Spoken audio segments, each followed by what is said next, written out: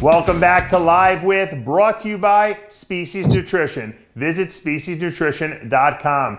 I'm Dave Palumbo, and today's guest has been around the bodybuilding scene for a very long time. He's won many shows. He holds a couple records in the 212 division. We'll talk about that in a little bit. He's back and better than ever. The man I'm talking about is Silvio Samuel. How you doing, my friend? Yeah, I'm really good. Thank you very much. I thank you all for having me in this show. Thank you, and I appreciate you. And I thank you also for always being open to your talk. So. Thank you. I'm glad you joined us because you have a great story that needs to be told. Early in the mid-2000s, you kind of surfaced on the IFBB Pro level. No one had seen you or heard from you. I remember we saw you. You came out of nowhere, essentially. I believe it was at the Dallas Europa Super Show at the time. And John Romano and I were sitting in the crowd with Flex Wheeler, and we were like, who the hell is this guy? Where did he come from? And you really surprised the bodybuilding scene quite a bit. Talk to us a little bit about how you got into bodybuilding. How did you get into the IFBB and first start competing there? You know, this is a kind of it's interesting thing because it is something that, you know, I took it as a passion, but so glad and then thankful to God that the passion that I had for this sport turned to reality, which really create a kind of love for me to do what I love doing most. So bodybuilding it wasn't just something that I came in because I did not really know how it's gonna be, but it was like a continuation from after being a Olympic weightlifter for 10 years. Career of being a sport in the sport and lifting weight was always my life because I started doing it when I was 13 years old, lifting weight. Right. So it kind of changes from at the age of 23. I started doing bodybuilding after I finished up with the career of Olympic weightlifting. Then I came in. I was tired of winning because I win all what I could in every divisions and every of the federation I was, from NABA, WABA, NAP, and IFBB. So, you know, in amateur level in Europe, we can cross over and compete anywhere we want. And I was doing that, winning like in 5 years in a row, 3 federations, then 15 world champion, Mr. Olympia in amateur division and all those stuff. So I finally decided to, you know, join the pro level, which stick me up with only being with the IFBB Pro League. Right. So that made my coming in as my first rookie year just an attempt, 2006. Then it was a New York Pro. That is why New York Pro is a kind of dear competition in my heart because it opened the doors for my pro career, and I appeared there 2006. Then placed fourth place.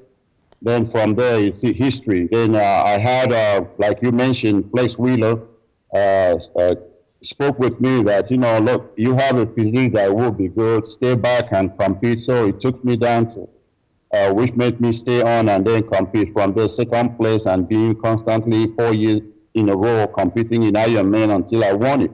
So it being a career that, you know, every time I'm open to learning. I never stopped learning because I knew I was just coming in doing my thing. So I needed the advice of the experts to work on and then change things over to actually fit in and do what is necessary to do to really be there at the top. And it helped me out because I listened to people and I was ready to work, and I'm still ready to work, and that is what is paying off on me anytime. Yeah, let's talk about the. You were born in Brazil, but I believe you were living in Spain, correct, for a while? Originally, no, I'm in Nigerian. Yeah, I only grew up a part and parcel of my childhood in Brazil. So then I finally moved to live in Spain, where I actually focused on the career of sport while there. So. My dad was a marine sailor, which he traveled around a lot. So I visited a lot of places, and some of the places I made a life living there. Some I had to go on my own. but I actually settled finally both there in Brazil and here and over in Spain too. Yeah, you were all over the place as a kid. Was that That's difficult, traveling a lot as a child? Yeah, I did travel a lot, and that also, involved by changing school from school to school, and then being in places having to continue education until finally when I got a scholarship to study while I was in Spain. So that actually took things on my own to, still going around doing the sport without stopping. Right. In 06, you really, like you said, you made your mark on the IFBB. You came in. No one knew who you were at New York Pro. You didn't do well, but then you had a good run at the Dallas Europa show. You placed 6th, and people started talking about you. The following year at the Dallas Europa Super Show, they decided they were going to start what they called at the time the 210 division, which is what we know now as the 212 division. So it first was the 210, then it went to 202, and then it came back to 212. At the time, when they launched the 210 division, they allowed you to cross over. You can do open and the 210. You did both at that show, and you won both. And a lot of people don't realize this because people think, well, no one's ever won 2 divisions. You not only won 2 divisions, you won them in the same show. And talk to us about that competition. It is really good that you bring that up because it's like our sport, they forget so quick. Yeah. And based on most of what people do, very judgmental on things that is not positive, but they tend to forget about what are the main positive things that inspire more in this sport. So the idea of that very 210 was an experiment. From what I hear, it was something that they brought as an experiment to see, which was actually a help they wanted to do to, give a chance to the lower boys, the little boys that couldn't make 200 pounds. And at that time, 2007, I was just coming up because I got my pro card when I was just 189 pounds. I wasn't up to 200. So when I took on working with Milos in the first place, so it was something that, it scared me because the training was not really what I was thinking is going to be. It was harder than what I could take in, and then with other stuff that was going on there. So I had to, like I said, I'm smart in what I do. I would say so because that still keep me in the sport. I asked questions from people to know if that is actually what pro level is all about, the kind of training and all those stuff. And I knew how I feel with myself. I wanted to last longer in this sport also with certain things that was going on. So I decided, well, he's training well. It could be good with other people, but I need something more that will keep me stable on the sport.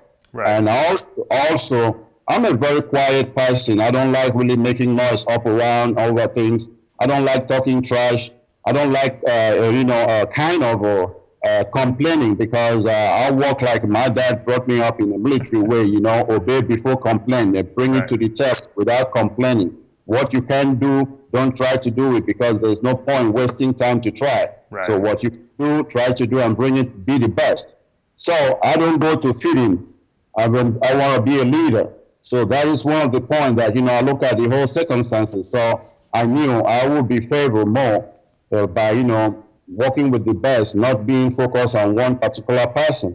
So that was what opted me out. So I had that chance to get into the 210 division class, and it was, okay, let's cross over. So I was weighing then, even when I was like 225 in near looking at the appearance, but my body weight was 2.6 because I was just coming up. Right. So I made that weight, and it was a surprise to everybody, which on Friday I won the first 210 ever conducted in the history of bodybuilding. Yeah. Then the following day, Saturday, I got with the big boys, and Quincy Taylor, Big Will, Big Mo, Wilmore, and all those guys. So it didn't scare me because I knew I had the quality that would, still make damage over there. And I won the following day, which then brought the general meeting that they had even over that night to say, no, this guy, if he won the both class, so that it will give chance to other people to do the same thing. So let's drop it to 202. So that was when I took the decision to drop it to 202 that night and then stop the crossing over. So that reminds me the only person winning 210 and gave the chance to David Henry, who was second, to go further and win Mr. Olympia, the first go through Mr. Olympia.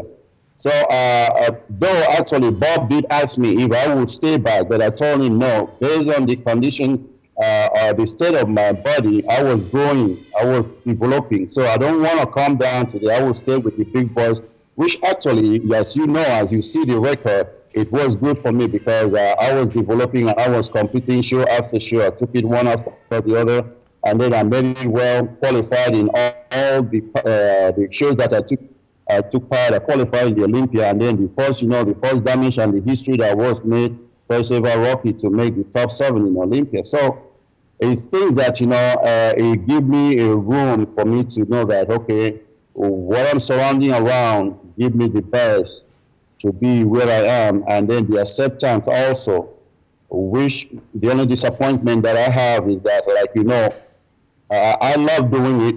I love doing it. I will say this. I've always been judged by what I bring, not by who I compete with, because if my condition is not a spotlight, they will say he's not like he was. But thank God that every show have been the best condition, who wins whoever wins. So it's something that, has been giving me the motivation to keep on training, and also the encouragement that there are people who know that I always bring it. And even though I said, now I'm coming up, I know I'm not there yet, but I'm working towards being where I was before, so I'm not scared about it. Right. Well, you had a great year that year. You were competing in a lot of shows too, which was great. I mean, not guys today don't compete in that many shows. I mean, you hit I think it was 8 shows in 2007. 2008, you won the Houston Pro. 2009, you finally won that Ironman, which doesn't exist today, but it was a big, big title for you. It was probably your biggest win of your career. And that had to be something special. When you won that Ironman, did you kind of get validated as, hey, man, I'm for real now? No, when Ironman was actually a show that I was knocking at the door, because each time I came in as in 2007, it's like everybody knew who I was. And it was like, okay, first, second, and third, third has already been there. So I have to, fight for the 4th place. Even though they said I could have placed higher, but it was okay for me. Still, it moved me to where I had the Sacramento, the 2nd place, fighting with Tony Freeman. Right. Tony Freeman won because he had won the Ironman. But I told the promoter of Ironman and the owner of the Ironman magazine that I will still be doing this show. Even Larry Tipper, I told him also that I will still be doing this show until I win it. And he came up, 4th place in 3 years consecutively. Then until 2009, I finally won it. Okay. But then, before that, it has been other 3 titles that I've got, like the Houston Pro. I won the Houston Pro, then the Europa Super Show, and then the 210 class. So it came up as a 4th title, which also, in 3 years in a row, that gave me the invitation to Arnold, place me on top 5 in the Arnold, and the 7th place in Olympia 2 years in a row. So it was career upon winning and then placing top in all the shows. This is the thing. And I'm saying this so that people will understand. It's not that I haven't been rewarded in that kind of thing, but rather being criticized for doing a lot of shows. But then we see people writing. You will understand well what I'm saying. You see people writing around being the most consistent athlete.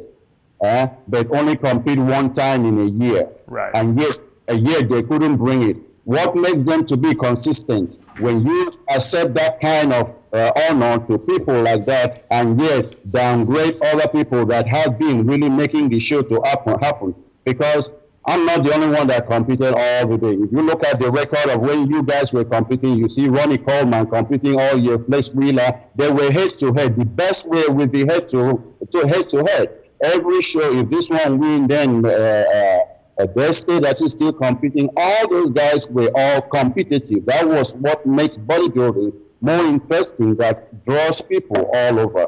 So now is that we are so much lazy and waiting to be given a show or come in and then complaining you don't bring it, and then you want to be given, you're not working hard in order to bring those competitive aspects of the sport to make it more interesting. But yet, they are sitting down complaining. Now online, they said online on all those things. So people now train online. They don't really want to study into what really could bring them the best, what they need. And then they come in with the kind of shape that it is. Symmetry has gone, round belly module has gone. So nobody's talking about that. It's all rewarding things that is, is something else. Right. So it's a high time. I'm saying this because I'm not coming to say change things over, but I just want to do the best. I do what I can. I love to. Right. Now, 2009 also, when you won that Ironman, I think even more impressive than winning the Ironman was that you placed top 5 at the Arnold Classic, which was tremendous at the time. I mean, that was a really deep lineup. You went to the Australia after that. You were second in Australia. You were 4th at the New York Pro. I mean, like you said, you were competing all year round, and you were 11th at the Olympia. And you were probably the smallest guy at the Olympia. So you really showed people that size didn't matter. You had the quality muscle. You were on top of the world in a sense. And then the following year, everything came crashing down. Talk to us about what happened. There was an incident between you, your girlfriend, and her mom. It was in all the papers. It was online. People saw it. There was an assault. No one really knows the real story. What happened, and what happened to you? And talk to us about what went on after that. I'll come to that, but I want to let you know that so that this will be as a kind of lesson for people too. It's not about how many shows you have to do. When you sit down and count how many shows you want to do, you're not going to really succeed in doing shows. But I will advise people to take show after show. Don't look at how many you want to do, but prepare yourself to the next one that is coming up. And that will help a lot.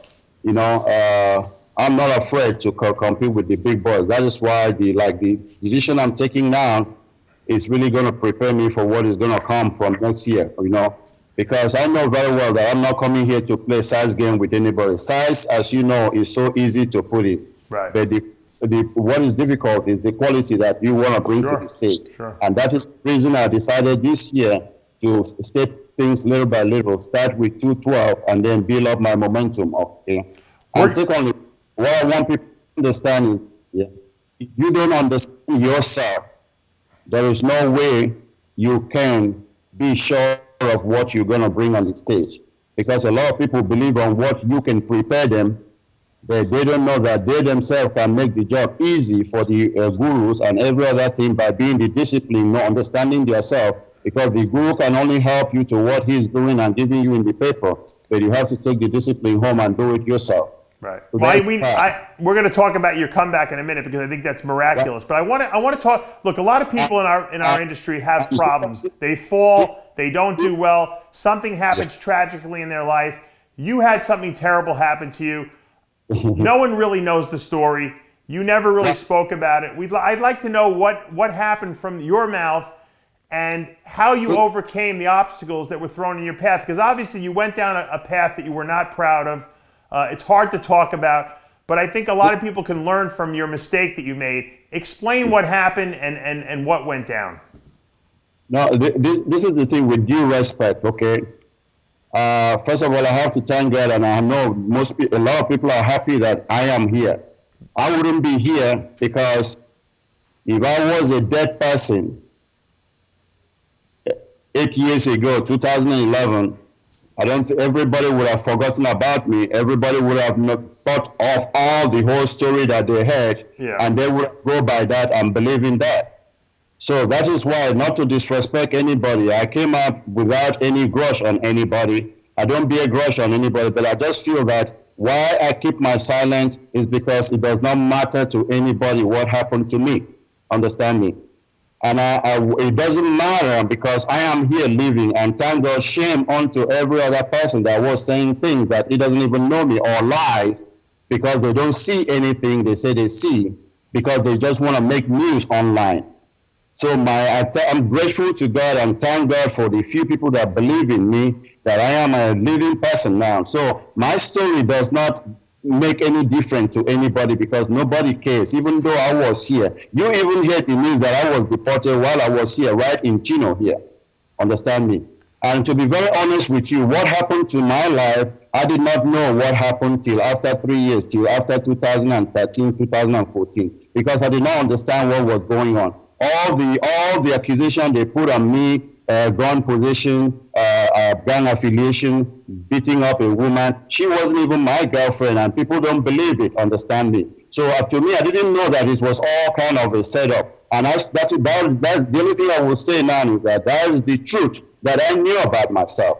And that is the reason it took the judiciary system not to believe in me, because clearly I will say it. They said I'm a black man and she's a typical American woman.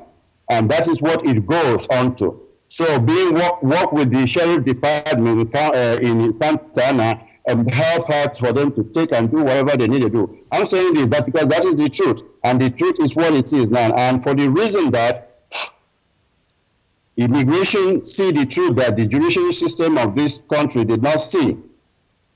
And I have no right to go further to explain anything to anybody, even on this interview we're talking, because I have lawyers who have advised me not to say anything, and I'm not going to say anything until they go on with what they go on. So with that, I respect you just to explain this to you. I'm not going to say anything on that. But all the lies and everything that had been done, I thank God that even though they scared me with all the charges to make me take a deal, I refused because I did say it.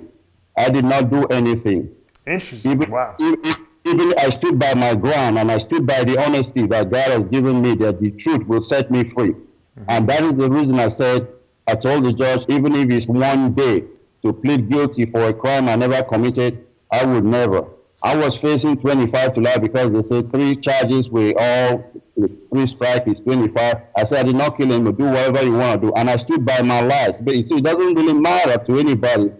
My giving story now is not going to help anybody in any way because nobody cares what Silvio went through. So why will he care now to listen to my truth? If anybody did care for the sport I was doing or so much interest in that, I was here in Chino. I was here in Riverside. I was here in Santa Ana Federal. Nobody, people knew, but rather they go around online to write sort of things, and now they want me to talk. I forgive them. Even the man that eat me so much and sit on my own money and do all what he need to do and use my house to do all what he did. Even he turn around to speak all what he speak and write what he see. It doesn't matter. I see him tomorrow, I see shake his hand, I tell him God bless you, and I walk away. So I'm sorry for that aspect. I've been advised not to say anything until everything is over. So I have written my book, and my book is coming out. The truth of the whole thing will be read from my own book. Wow. And because nobody can tell your story more than yourself.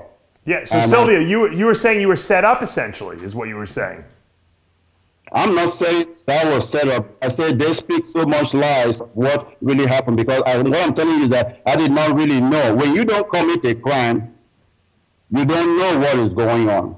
I didn't know what they were accusing me of. I didn't know what was going on. It's every day I bail out, then they put up another thing again, which never happened, which I did not know. At the end, I refused taking a deal. We went to trial. I lose because I had all my money had been cleared. Like you guys know, my house has been cleared, property has been cleared, money has been cleared. So I don't have a lawyer. I sit with the public pretender that pretend as if he's defending me just to do whatever he needed to do. Right. So with all that, I'm not going to go further into that because, in this country, I so much respected it before I came in here, and I still have respect for it. But when people sit down to find out that instead of defending the justice and then working on what it is, they rather make you a criminal for you finding something to label you just because money is involved. They have to count how many people they put into prison. It doesn't really matter if it is wrong or right or if the person is guilty or not.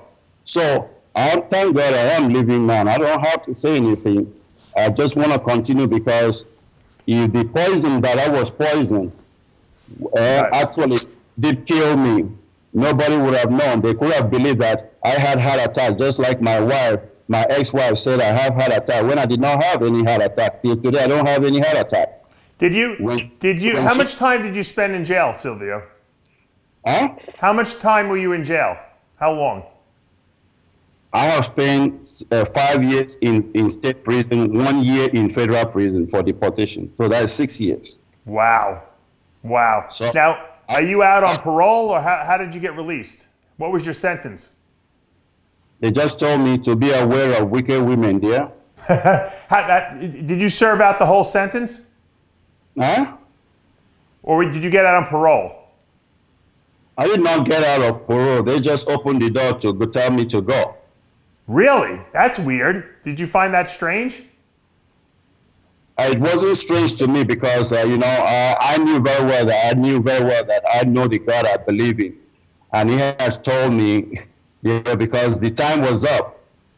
I have signed. I signed because I was tired. I have signed for them to deport me. I did sign because when my mother died in August, I couldn't take it anymore. My mother died. They told me my mother died. So I signed. I said, take me back. But they refused.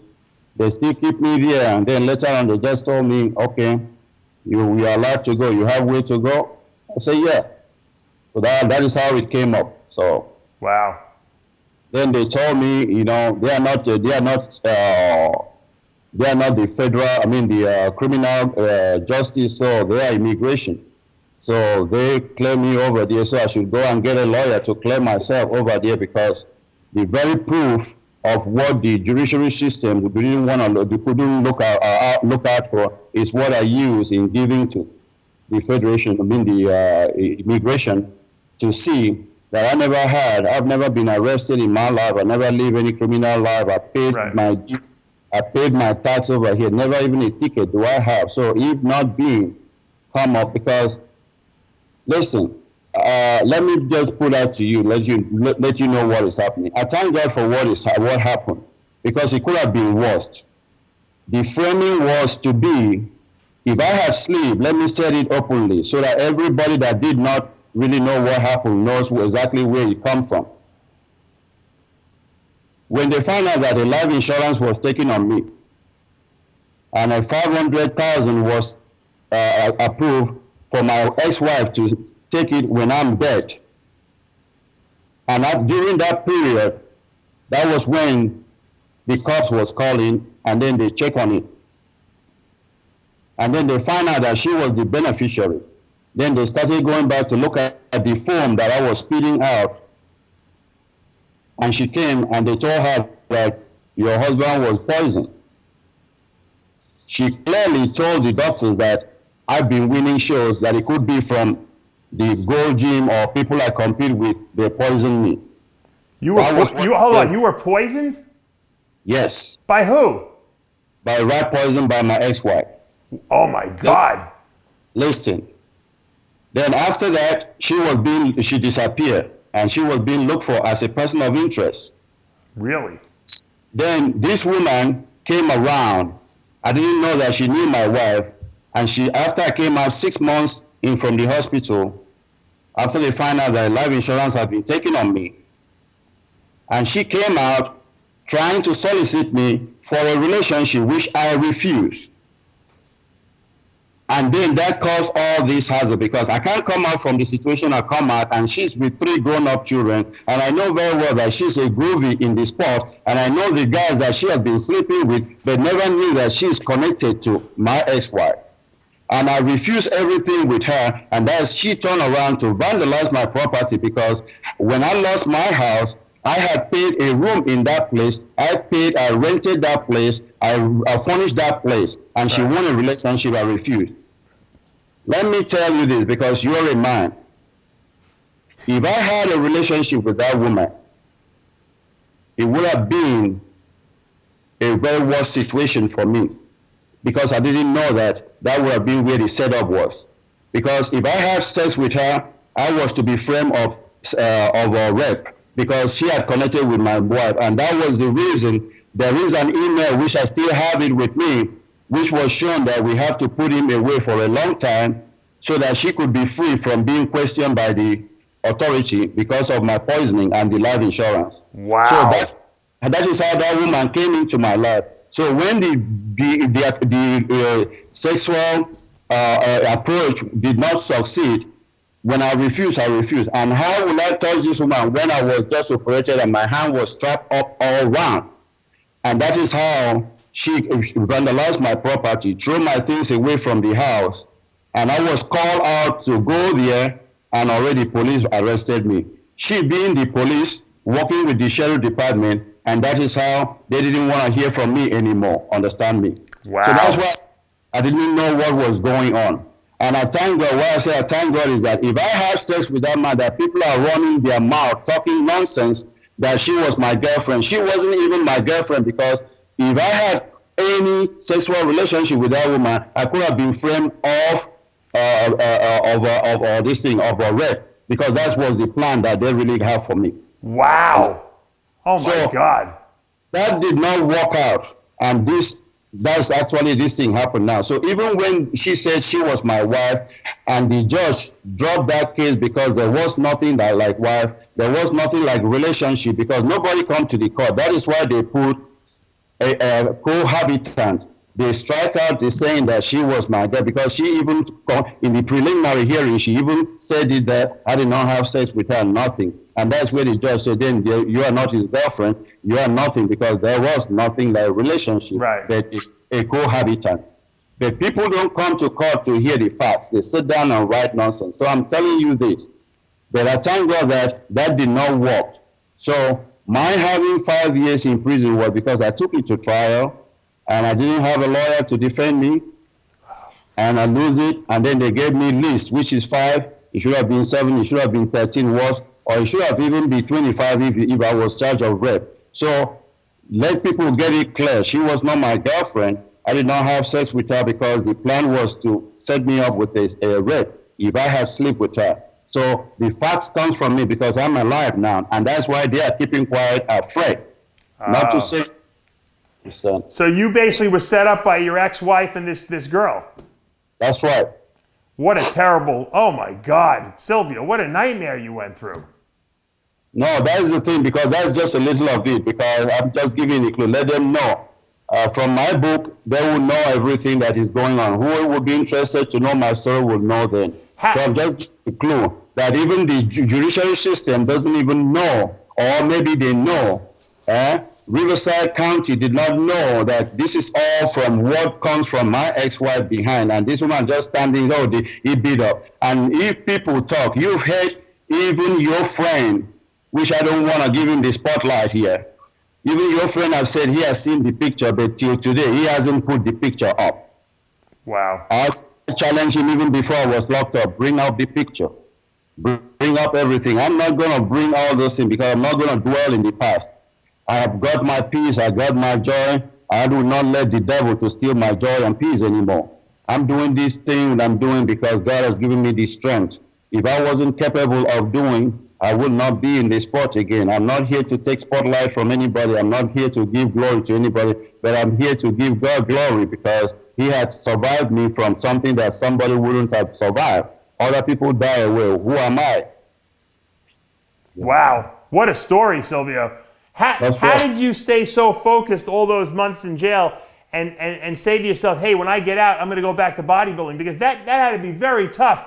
I mean, you're back on a bodybuilding stage. You were at the Indianapolis Pro. You placed top 5. You're in New York. You're looking great again. I know you're still rebuilding your physique. It's going to probably take you another year. But that takes a tremendous amount of willpower mentally after what you've been subjected to. You know, this is the thing. When you know the word of God, you said what men think is impossible, but God makes it possible. While I was in there, like I said, I always take my thing one step at a time. I wasn't sitting down there and think about coming to bodybuilding, but I was sitting down. There were a lot I was going on. That was going on. It's a place that, I came out, but there are people who don't come out. There are places that I see just like me. Yeah. There are innocent people who just take a deal just to be there, but then they are locked up with the system. So I'm not going to sit down here and blame the system. I didn't go there to blame the system. But you see, before you make somebody better, you got to think about being better yourself in order to be better to other people. So I knew very well that instead of me to sit down and blame the system or let the system rein me down, I believe in myself. I believe in the honesty that I have. and I know that I can do more better. This is how I go through things. I have lived the best life in life since I was born, and I've been traveling all around living the first class life that I have. So even though that thing, this what happened to me looks so worse than it could happen to anybody, the worst ever, but I take it as, okay, I have lived a better life. If this is just an experience, let me take it as an experience because I just had the test of the other side of life. And I move on. So when I came out here, it was something that I had to battle. Coming to bodybuilding is not because I had to sit down and come on my own. That's why I said the first time with Dave Palumbo interview, so I'm not here to prove anything to anybody, but I'm just here to continue doing what I love doing. If it impacts people, which before I didn't know that it so much impact people, so much in every show they come in and then they tell me it's something that is encouraging. So I said, okay, let me do it. I still have a lot in my tank to, give out because as you know very well and every other person know, I wasn't at the peak of my career. I was coming up. Yeah. I wasn't done yet. When they talk about coming back, I didn't announce my retirement. I still have what to give. And I know very well, like I told you, I'm not yet there in that very spot, but I'm working towards being where I was being. So I just pray that people have a heart to recognize that even I'm doing it now without even having any endorsement or any sponsor from anybody. Nobody is helping. No company is helping. But I'm just doing it. How am I doing it? But, it will be all right. Well, Silvio, you have an unbelievable story, a very brave story, and I know people are going to want to read your book to get the entire story. We gave them a little teaser here. I'm sorry you had to go through that, but it's amazing that you came through it, and it's a testament to the true willpower that you have inside your heart to continue doing what you need to do and to live out your life despite losing 5 years of it, to this terrible, tragedy. Luckily, I'm glad to say that you're still alive because I didn't realize that you were poisoned. Wow, what a crazy story. Thank you for coming on today and sharing that story with us. And when will we see you on stage again? I'm definitely one of these stage competition that gave me another momentum to live in for life is the Europa Super Show. That will be in Dallas. Yeah. Okay. So I hope that show because it was the first show that gave me my first pro trophy. And I so much love the promoters and both of them that, they always welcome me a lot. Yeah. So I like paying homage because to people that really matters in this sport and people that are really seeing the progress coming up, staying on and on, promoting all these shows, bringing it up for us to, have a way of exposure. So I really appreciate it. I will be there. The chapter of New York Pro is done, and then I got to move on, work on the next step again now. So it's going to be fun, and it's going to be very interesting. Thank you so much. That's going to take us to the end of another episode of Live With, brought to you by Species Nutrition. Visit speciesnutrition.com. I'm Dave Palumbo, and we'll see you next time. Peace. God bless all.